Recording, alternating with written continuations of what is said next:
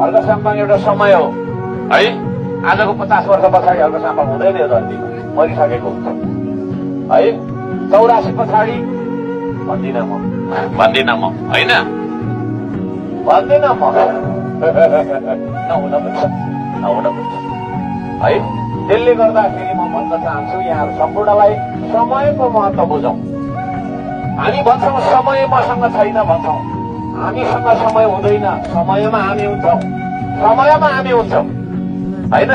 हामीसँग समय भए त म 1 वर्ष दिइहाल्थेँ नि मर्न आँटेको मान्छेलाई होइन, हुँदैन। 10 वर्ष थपि चिन्थे मेरो आमालाई है। तर समय मान्छेसँग हुँदैन, वी डोन्ट ह्याभ टाइम। हामी समयमा हुन्छौँ, समयमा चाहिँ हामी हुन्छौँ। त्यसले गर्दाखेरि समयको महत्त्व नबुझ्ने मान्छे कहिले पनि सफल भइदैन। नेपाल पछि परेको 2 बजी बैठक राख्यो, 3 बजी सुरु हुन्छ है। एक्लैले बैठक बस्न सकिँदैन, अरूलाई पर्खिराख्दा 1 घण्टा ढिलो हुन्छ।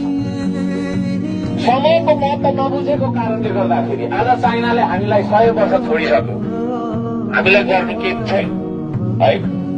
भगवान उपाय भएको है। त्यसले गर्दाखेरि इन्डियाले हामीले तपाईँको छैन 60-70 वर्ष छोडिसक्यो।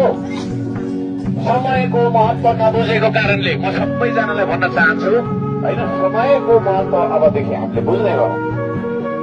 समयलाई न किन्न सकिन्छ, न रोक्न सकिन्छ, न छेक्न सकिन्छ, न फकाउन सकिन्छ, न होइन। मुद्दा लगाउनु पाएको त हुन्थ्यो।